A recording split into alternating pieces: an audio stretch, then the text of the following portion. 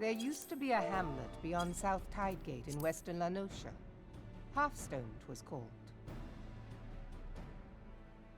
Some years prior to the Maelstrom's founding, Leviathan rose from the briny depths and set about unleashing watery hell upon us. On that occasion, the Company of Heroes put him down before he could do too much damage. But when the bastard came next, this time in the wake of the calamity, we were not so fortunate. Weary of ravaging our shoreline, he summoned a tidal wave which fair leveled Hearthstone and washed the soil away for good measure. The area was subsequently occupied by the Sahagin. Aye, the thrice-damned creatures transformed it into a spawning ground for their brood. Given the quantity of crystals stolen to feed him and his legion of thralls, we can be fairly sure that Leviathan is stronger now than in his previous incarnations. If that sea demon is left to wreak havoc, what befell Hearthstone may well befall a larger settlement, even Limsa. That cannot happen. The Primal must be stopped. That was ever our objective, Admiral. But how are we to achieve it? The sea is Leviathan's uncontested domain. The ships of the 3rd Squadron could not close to within 100 yards of the Primal, nor could their cannons pierce his defenses.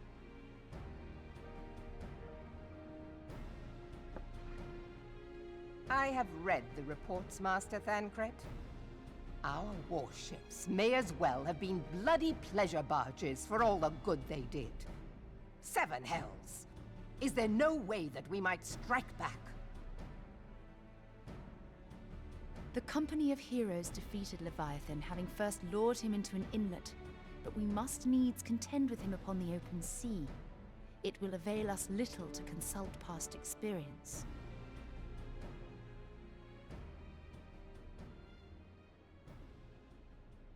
Admiral, if I may.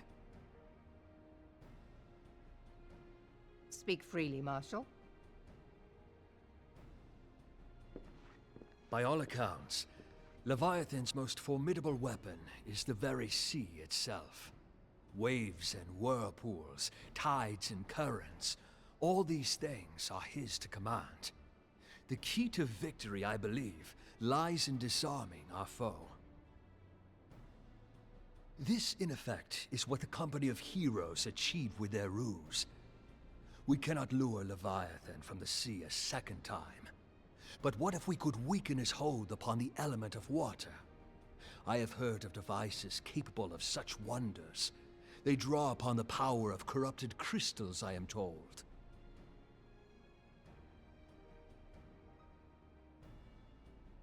If mounted upon a ship, such a device might be used to prevent Leviathan from bringing the full force of the sea to bear against us, rendering him no more dangerous than any other sea serpent.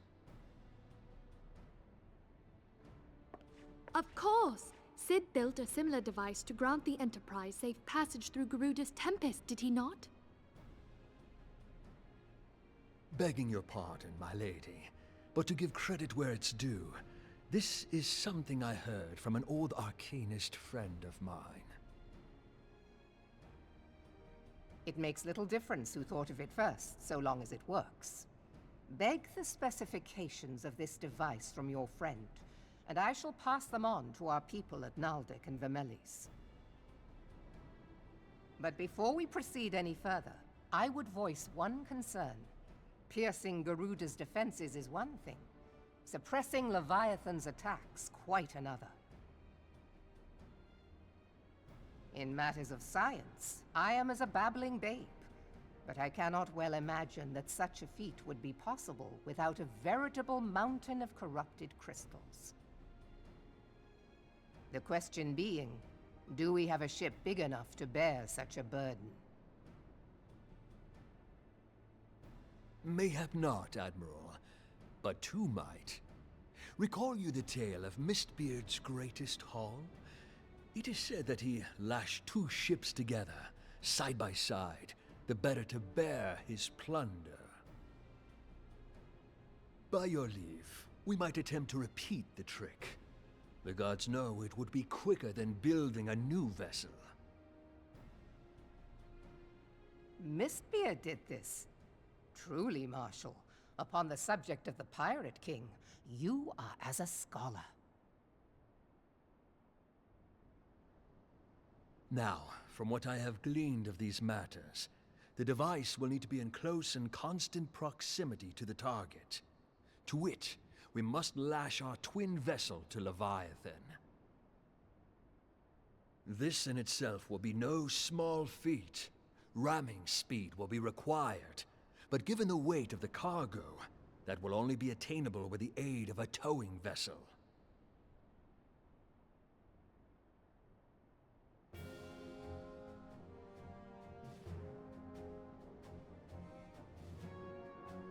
Suffice it to say, the task of piloting said vessel will entail considerable danger, and I would not ask it of another.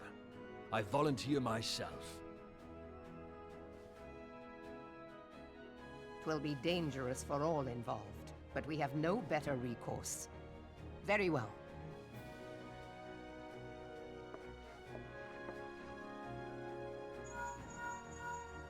Commodore, assemble the remnants of the fleet at Moraby Bay.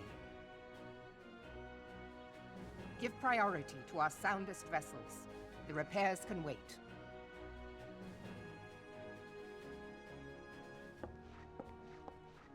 Storm Marshal Slafierson, command of the operation is yours. I want that twin vessel ready to sail post-haste. At once, Admiral.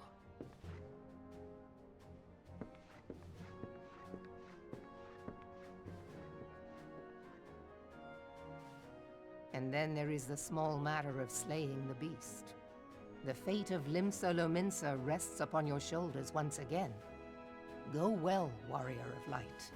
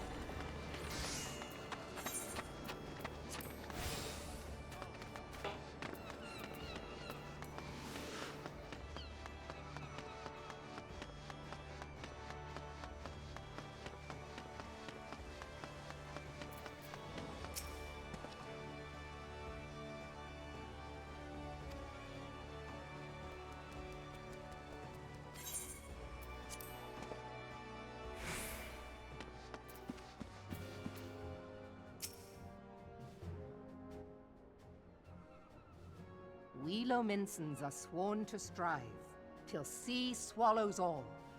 And swallow all it would have had Leviathan prevailed. That we still strive now, we owe in no small part to you. Not for the first time, you have delivered Limsa Lominsa from the wrath of a primal. Never has our nation known a stouter ally. On behalf of my people, I give you my humblest thanks.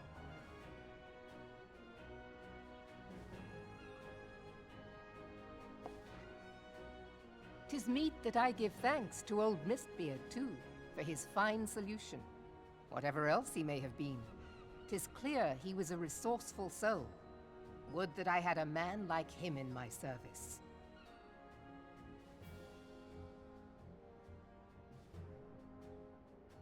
Before I set foot in these lands, I had no inkling that the people of Eorzea contended with such mighty foes.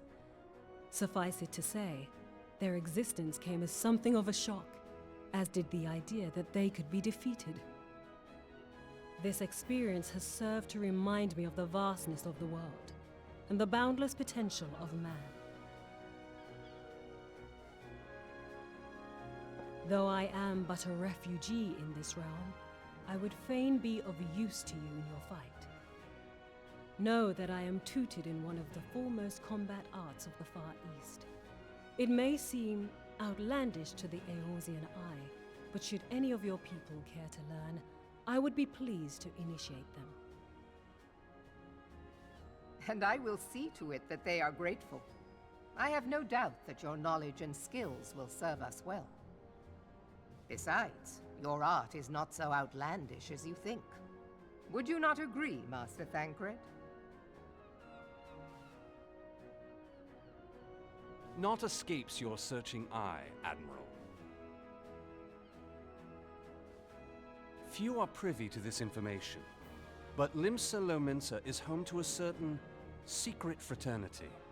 Its members are trained in a form of combat not unlike your own. By my judgment, it should not be beyond such individuals to adapt to the techniques I witnessed you employing with such admirable deftness. I am heartened to hear this. I too noted a kinship between your style and mine own, though it seemed to me that you fought differently in the beginning. I suppose I did. What can I say? I'm a man of many talents. Though you may labor to believe it, Thancred was once something of a scoundrel who fraternized with the criminal class in these parts. Yestola! You jest, of course. But for a chance encounter with Alphino's grandsire, he might never have left Limsa Lominsa, or received an education in Sharlayan, or taken up his post in Uldar, which is where he trained in the blade, lest you wonder.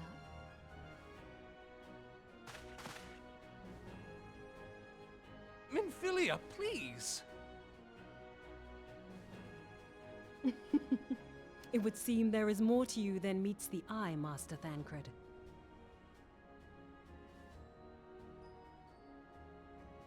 Lady Yugiri, I am told that you and yours came to Eorzea seeking permanent resettlement, and that many domins have since been engaged as frontier hands at Revenant's Toll. Moderna is many things, but a place of refuge it is not. Know that I would like nothing better than to furnish your people with a new home here on Lominsan soil. Alas, racked by instability as we are, our nation is in no fit state to take you in. Yet I'll not have it said that we turned a blind eye to your suffering. Until such time as we can do more, I pledge to send provisions. We are in your debt, Admiral. I realize that it scarce qualifies as repayment, but if it please you, I shall set about sharing my martial knowledge with your people at once.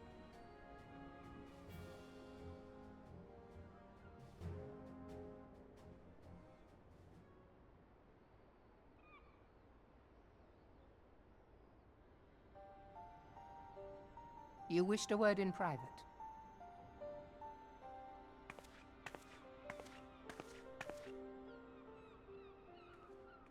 The better not to spoil the festive mood. History repeats itself, Admiral.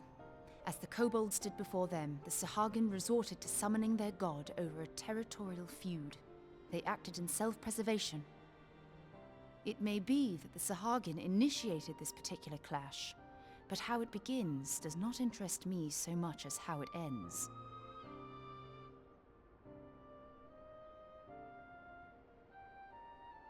I have not forgotten our conversation, Y'ashtola.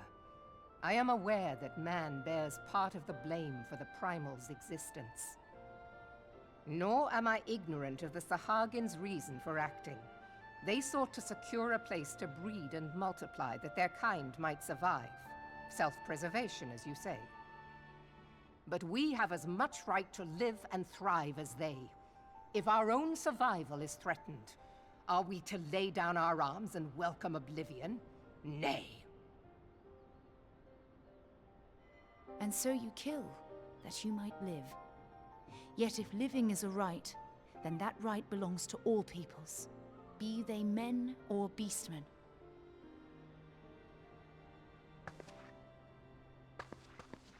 I'll not deny your reasoning, but when a storm gathers, it falls to me to see my people safely through it. That is my duty, and I shall do it.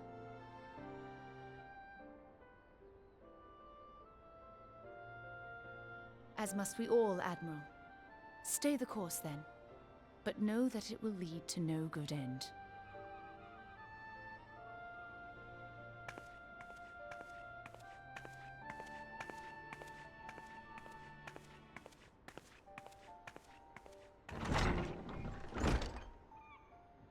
Man has ever put himself first and foremost. To justify his actions, he clads himself in the armor of righteousness, though it be a fancy of his own making. In this, mayhap the Garleans and we Domans are not so different.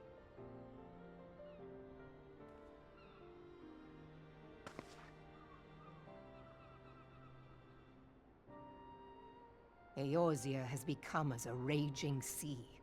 If we are to keep our heads above the waves, we cannot scruple to drown the man next to us. When hopes of coexistence founder, strength must determine who has the greater right to live.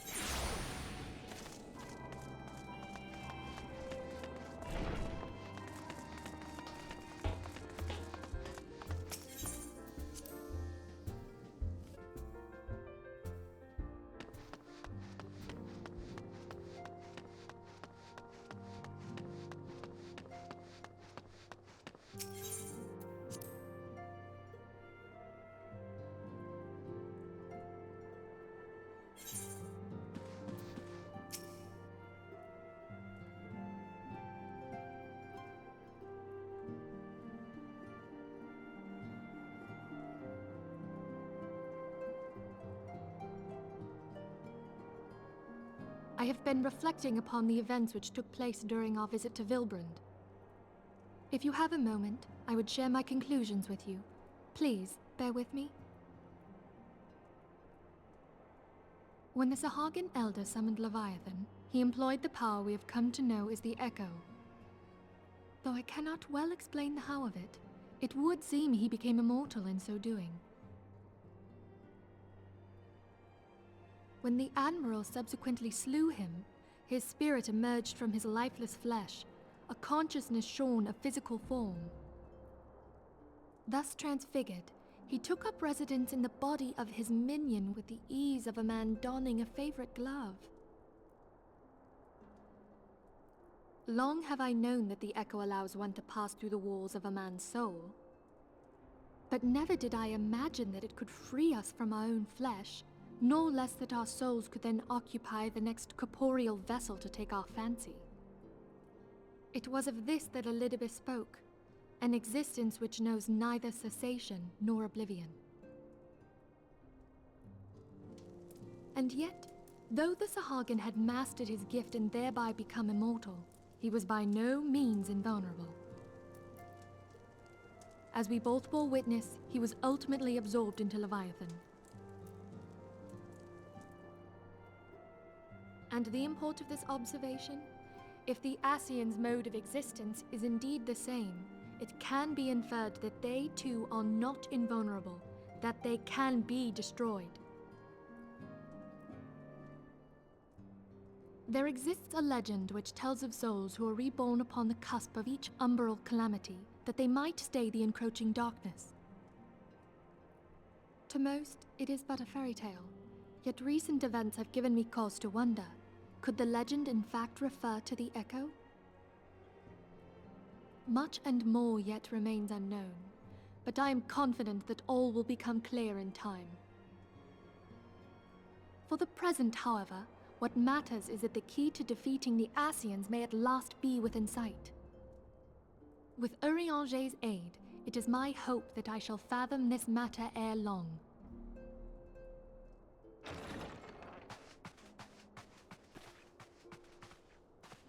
Oh, I was just about to send for you, my friend. Is Artemis? Grave tidings from the Sharlayan motherland, my lady.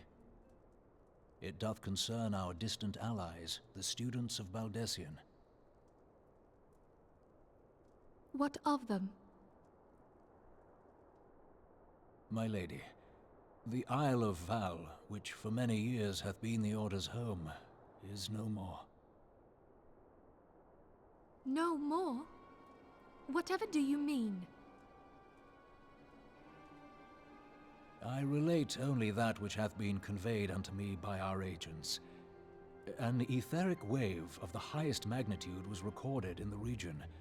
Soon thereafter, 'twas observed that the isle had ceased to be. 'Tis postulated that a magic was evoked, like in power to Ultima. 12 preserve.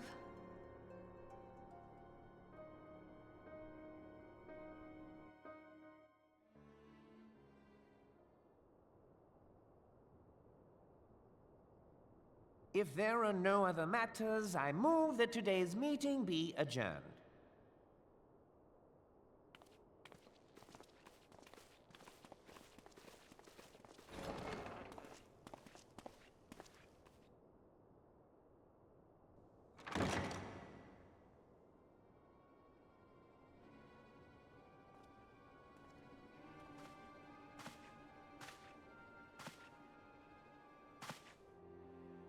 It is done, my lord.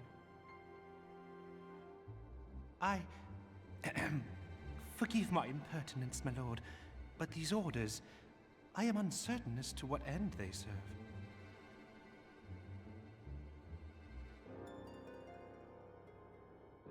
Revolution.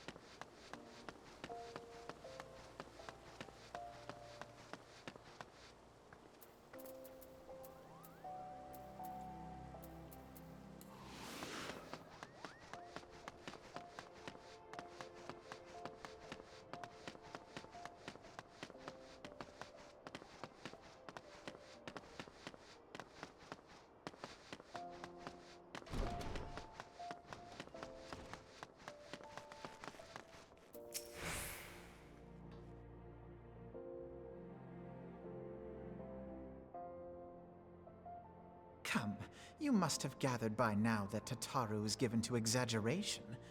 As you can see, I am quite well. Ul'dah, on the other hand, is not. This riot was anything but an isolated incident. There is a restlessness in the air. Tensions long simmering are at last threatening to boil over.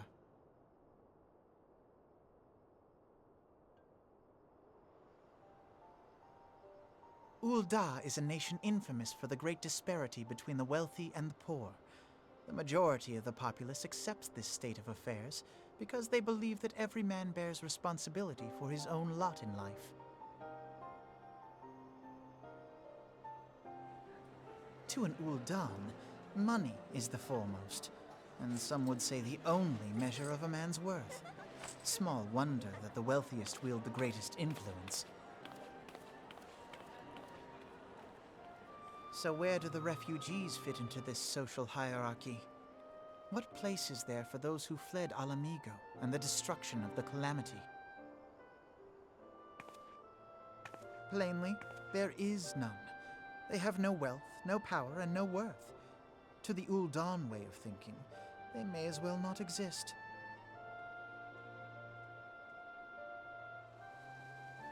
Choosing to ignore their existence, however, is patently not an option. General Rauban and the Sultana understand this, which is why they ordered the Immortal Flames to provide the refugees aid and succor. Yet none would dispute that the expenses incurred by this policy grow by the day, with no end in sight.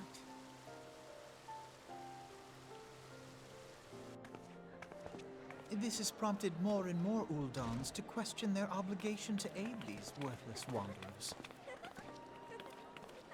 While more and more refugees have come to resent their treatment at the hands of the sneering citizenry.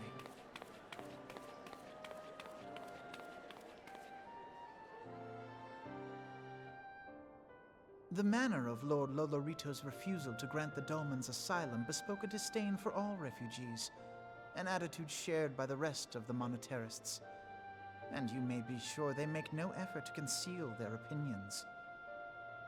It was only a matter of time before the refugees united in protest, nor is it any surprise that some among them would ultimately resort to violence.